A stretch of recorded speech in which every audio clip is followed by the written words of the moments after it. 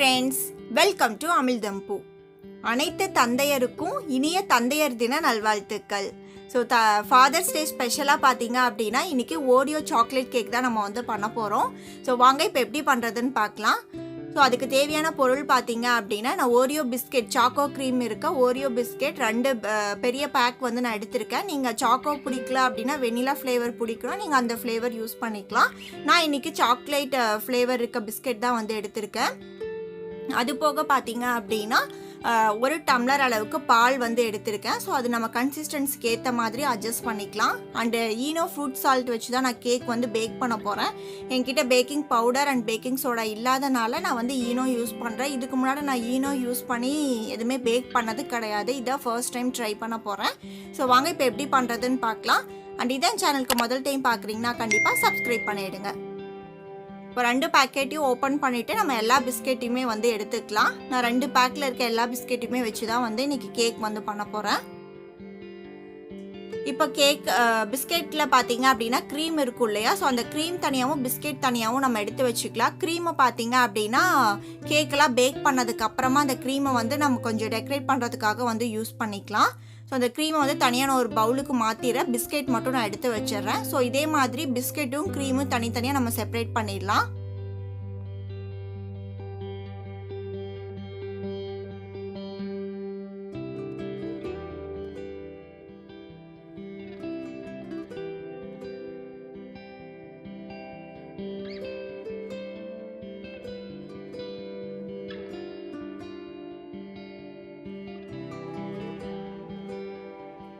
பிஸ்கெட்டும் க்ரீமும் பார்த்தீங்கன்னா தனித்தனியாக எடுத்தாச்சு. இப்போ இந்த க்ரீமை அப்படியே நம்ம மூடி வச்சிடலாம், அப்படியே இருக்கட்டும். இப்போ நம்ம எடுத்து வச்சுருக்க பிஸ்கெட் எல்லாத்தையுமே 1-2 பீசஸாக பார்த்தீங்கன்னா அப்படியே கையில் வந்து உடச்சி போட்டுடலாம். உடச்சிட்டு நம்ம ஒரு மிக்சி ஜாரில் சேர்த்துட்டு இது நல்லா வந்து நைஸாக பவுடர் பண்ணி எடுத்துக்கலாம். அண்ட் நம்ம யூஸ் பண்ணுற மிக்சி ஜாருமே பார்த்தீங்க அப்படின்னா க்ளீனாக ஈரம் இல்லாமல் இருக்கணும். ஸோ அந்த மாதிரியான மிக்சி ஜார் வந்து எடுத்துக்கோங்க. இப்போ எல்லா பிஸ்கெட்டையுமே பார்த்தீங்க அப்படின்னா அந்த மிக்சி ஜாரில் சேர்த்து நம்ம நல்லா அரைச்சிக்கலாம். ஸோ கட்டியெல்லாம் இல்லாமல் கொஞ்சம் நல்லா ஃபைன் பவுடராக அரைச்சி எடுத்துக்கோங்க. இப்போ பிஸ்கெட் பார்த்தீங்கன்னா நல்லா அரைப்பட்டுருச்சு. நான் இப்போ வேற ஒரு பாத்திரத்துக்கு வந்து மாற்றிக்கிறேன். கையை வச்சு நீங்கள் செக் பண்ணி பார்த்துக்கோங்க கொஞ்சம் கட்டி ஏதாவது இருக்க மாதிரி இருக்கான்னு. ஸோ இருந்துச்சுன்னா அதை எடுத்துருங்க. இல்லைன்னா லைட்டாக கையில் மட்டும் இப்படி உதிர்த்து விட்டுருங்க. ஸோ நமக்கு தெரியும் கட்டி ஏதாவது இருந்தாலுமே எடுத்துடலாம். இப்போ நம்ம எடுத்து வச்சுருக்க அந்த 1 டம்ளர் பாலை கொஞ்சம் கொஞ்சமாக சேர்த்து நம்ம வந்து மிக்ஸ் பண்ணிக்கலாம். என்கிட்ட விஸ்க் அந்த மாதிரி எதுவுமே இல்லாதனால ஸ்பூன் தான் இருக்குது. நான் ஸ்பூன் வச்சு மிக்ஸ் பண்ணிக்கிறேன். ஸோ கட்டியெல்லாம் இல்லாமல் நல்லா ஸ்மூத் பேட்டராக நம்ம வந்து மிக்ஸ் பண்ணி எடுக்கணும். ஸோ நல்லா மிக்ஸ் பண்ணி கொடுங்க. கொஞ்சம் கொஞ்சமாக பால் சேர்த்துக்கோங்க. பால் வந்து ஒரே அடியாக 1 கப் அளவுக்குன்னு சொல்லிட்டு அப்படியே சேர்க்க வேண்டாம். இப்போ பார்த்தீங்கன்னா நல்லா ஸ்மூத்தாக நம்ம வந்து மிக்ஸ் பண்ணியாச்சு. கன்சிஸ்டன்சியும் பார்த்தீங்கன்னா நம்ம எடுத்து ஊற்றும் போது நல்லா ஃப்ளோவாக அந்த கேக் பேட்டர் வந்து இந்த மாதிரி இருக்கணும் நமக்கு. ஸோ கரெக்டாக இருக்குது. பட் அங்கங்கே எனக்கு கொஞ்சம் கட்டியாக இருக்க மாதிரி ஃபீல் ஆகுது. ஸோ ஸ்மூத்தாக இல்லை அந்தளவுக்கு. அதனால் நான் என்ன பண்ண போகிறேன்னா மிக்சி ஜாரில் சேர்த்து ஒரு 2-3 சுற்றி வந்து எடுக்க போகிறேன். நீங்கள் வந்து பால் வந்து நம்ம முன்னாடி மிக்ஸ் பண்ணோம் இல்லையா, ஸோ அந்த டைமே பார்த்தீங்கன்னா மிக்சி ஜார்லேயே நம்ம பால் சேர்த்து அப்படியே கூட அரைச்சி எடுத்தோன்னா ஒரே வேலையாக நமக்கு வந்து முடிஞ்சிடும். நான் வந்து சரி ஓகே இதில் ஸ்பூன்லேயே மிக்ஸ் பண்ணிக்கலான்னு யோசித்தேன். பட் எனக்கு கரெக்டாக வராதனால நான் மிக்சி ஜாரில் சேர்த்து அரைச்சிட்டேன். இப்போ பேக்கிங் டின்னும் பார்த்தீங்க அப்படின்னா கொஞ்சமாக பட்டரும் கொஞ்சம் கோதுமாவும் சேர்த்து டஸ்ட் பண்ணி அதையும் ரெடி பண்ணி வச்சுட்டேன். நம்ம மிக்சி ஜாரில் போட்டு அரைச்சிருந்தோம் இல்லையா, ஸோ கேக் பேட்டரும் பாருங்கள் நல்லா ஸ்மூத்தாக ரெடி ஆகிடுச்சு. ஸோ லைட்டாக கெட்டியாக இருந்த மாதிரி இருந்துச்சு. அதனால நான் ஒரு 2 ஸ்பூன் அளவுக்கு மட்டும் பால் சேர்த்துருக்கேன். இப்போ கன்சிஸ்டன்சி பார்த்தீங்கன்னா கரெக்டாக நமக்கு வந்துருச்சு. ஸோ இந்த மாதிரி கன்சிஸ்டன்சியில் கேக் பேட்டர் வந்து ரெடி பண்ணிக்கோங்க. இப்போ உங்ககிட்ட baking powder and baking soda இருந்துச்சுன்னா நீங்கள் அதுவே சேர்த்துக்கலாம். அப்படி இல்லை அப்படின்னா இந்த ஈனோ ஃப்ரூட் சால்ட் வந்து நான் லெமன் ஃப்ளேவர் வந்து க்ரீன் கலர் பேக் வந்து யூஸ் பண்ணுறேன். இது இல்லாமல் ப்ளூ, ஆரஞ்சு அண்டு டிஃப்ரெண்ட் ஃப்ளேவர்ஸில் இருக்குது. உங்களுக்கு எது கிடைக்குதோ நீங்கள் அதை வந்து யூஸ் பண்ணிக்கலாம். நான் ஒரு பேக் ஃபுல்லுமே அப்படியே சேர்த்துட்டேன். இந்த ஈனோ சேர்த்ததுக்கப்புறம் கேக் பேட்டரை போட்டு ரொம்ப வந்து நல்லா ரொம்ப அழுத்தி மிக்ஸ் பண்ணக்கூடாது, லைட்டாக மிக்ஸ் பண்ணிக்கோங்க. ஸோ கேக் பேட்டர் நல்லா ஃப்ளஃபியாக மாறும் நமக்கு. ஸோ அந்த மாதிரி இருந்தால் கேக் நல்லா ஃப்ளஃபியாக சாஃப்டாக நமக்கு கிடைக்கும். ரொம்ப ஹார்டாக மிக்ஸ் பண்ணிட்டிங்கன்னா ஹார்டாக போயிடும். ஸோ நல்லா மிக்ஸ் பண்ணதுக்கப்புறமா நம்ம பேக்கிங் டின்னுக்கு வந்து கேக் பேட்டர் வந்து மாற்றிடலாம். இப்போ எல்லா மாவையும் வந்து சேர்த்தாச்சு. நல்லா வந்து தட்டி கொடுத்துருங்க, ஏர் பபிள்ஸ் இருந்தால் நமக்கு வந்து போயிடும். நான் வந்து இட்லி பாத்திரத்தில் வேக வச்சு தான் எடுக்க போகிறேன். ஸோ இட்லி பாத்திரத்தில் ஆல்ரெடி நான் தண்ணி ஊற்றி கொதிக்க வச்சுட்டேன். தண்ணியும் பார்த்திங்கன்னா சூடாகிடுச்சு. இப்போ அடுப்பை வந்து லோ ஹீட்டில் வச்சுட்டு நம்ம வந்து இட்லி தட்டு இருக்கு இல்லையா, ஸோ ஃபஸ்ட்டு தட்டு வைப்போம் இல்லையா, நான் அந்த தட்டையே பார்த்தீங்க அப்படின்னா திருப்பி வச்சு அதுக்கு மேலே அந்த பேக்கிங் டின்னை வச்சு ஸ்டீம் பண்ண போகிறேன் கேக்கை. நீங்கள் இல்லைனா உள்ளே ஒரு ஸ்டாண்டு வச்சுட்டு இந்த பேக்கிங் டின்னை அது மேலே வச்சுட்டு நீங்கள் அப்படி கூட ஸ்டீம் பண்ணலாம். ஸோ நம்ம ஸ்டீம் பண்ண போகிறனால பார்த்தீங்கன்னா அந்த ஆவி தண்ணி எல்லாம் உள்ளே விழுகும் இல்லையா, கேக்குள்ளே விழுந்தால் அது வந்து கேக் வந்து இதாகிடும். அதனால் மேலே ஒரு தட்டு வச்சு மூடிட்டு அதுக்கப்புறமா இட்லி பாத்திரத்தை வந்து மூடி வச்சுருங்க. ஸோ லோ ஹீட்டில் ஒரு 25 to 30 நிமிஷம் நல்லா வந்து வேகட்டும். அதுக்கப்புறமா எப்படி வந்திருக்குன்னு பார்க்கலாம்.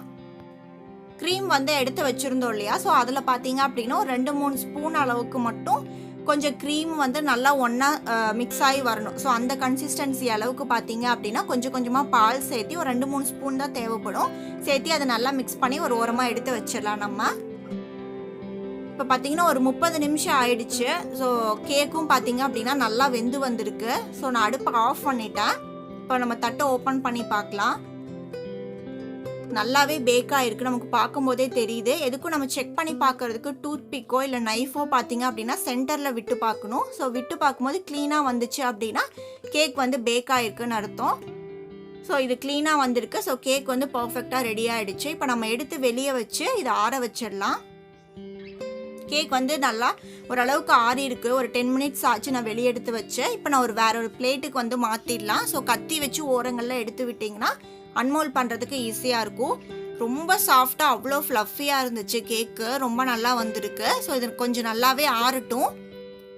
ஸோ அது கேக் ஆடுறதுக்குள்ளே பார்த்தீங்க அப்படின்னா கேக்குக்கு மேலே அந்த சாக்லேட் க்ரீம் போடுறதுக்காக பார்த்தீங்க அப்படின்னா நான் என்கிட்ட கொஞ்சம் டார்க் சாக்லேட் வந்து இருந்துச்சு. ஸோ நான் கொஞ்சமாக பார்த்தீங்க அப்படின்னா மெல்ட் பண்ணுறதுக்காக ஒரு பவுலில் சேர்த்திட்ருக்கேன்.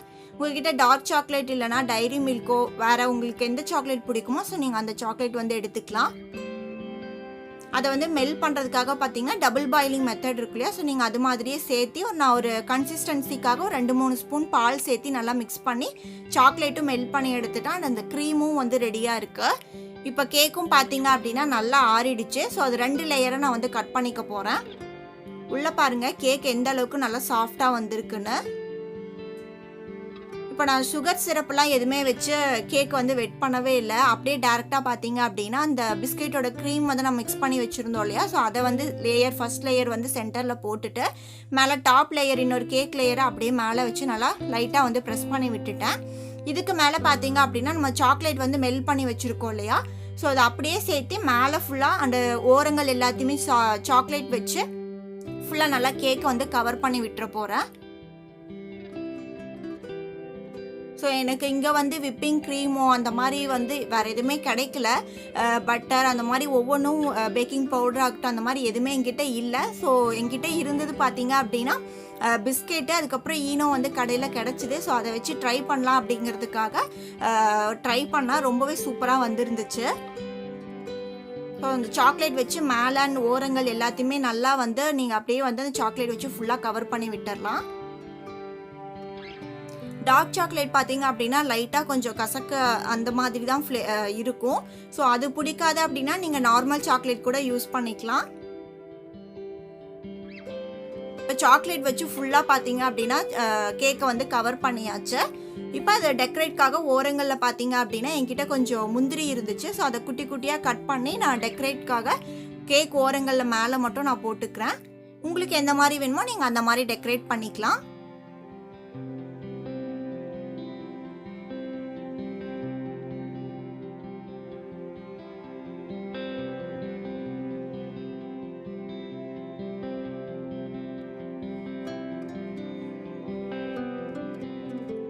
அவ்வளோதான், ரொம்ப சூப்பரான ரொம்ப சிம்பிளாக பார்த்தீங்க அப்படின்னா நம்மளோட கேக் வந்து ரெடி ஆகிடுச்சு.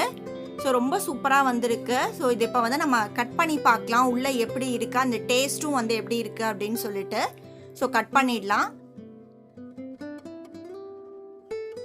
கட் பண்ணும் போதே உங்களுக்கு நல்லாவே ஃபீல் ஆகும் கேக் வந்து எந்த அளவுக்கு ஃப்ளஃபியாக வந்திருக்கு அப்படின்னு சொல்லிட்டு. அண்டு டேஸ்ட்டு பார்த்தீங்க அப்படின்னா நான் சொன்னேன் இல்லையா, டார்க் சாக்லேட் அதோட ஃபீல் இருக்கும் இல்லையா. ஆனால் நம்ம இந்த ஓரியோ கேக் கூட வச்சு சாப்பிடும் போது ரெண்டோட காம்பினேஷனுமே நல்லா ஈக்குவலாக வந்து பேலன்ஸ் ஆகிட்டு சாப்பிட்றதுக்கு ரொம்ப டேஸ்ட்டாக நல்லா இருந்துச்சு. ஸோ ரொம்ப சிம்பிள் தான், 3 பொருள் தான். நம்ம ஓரியோ பிஸ்கெட், அதுக்கப்புறம் பால், ஈனோ வச்சுருக்கேன். அப்படி இல்லைன்னா baking powder and baking soda, அவ்வளோதான் நமக்கு தேவை. ரொம்ப குயிக்காக நம்ம பார்த்தீங்க அப்படின்னா ரொம்ப சாஃப்டான கேக் வந்து நம்ம வீட்டில் ஈஸியாக ரெடி பண்ணிடலாம்.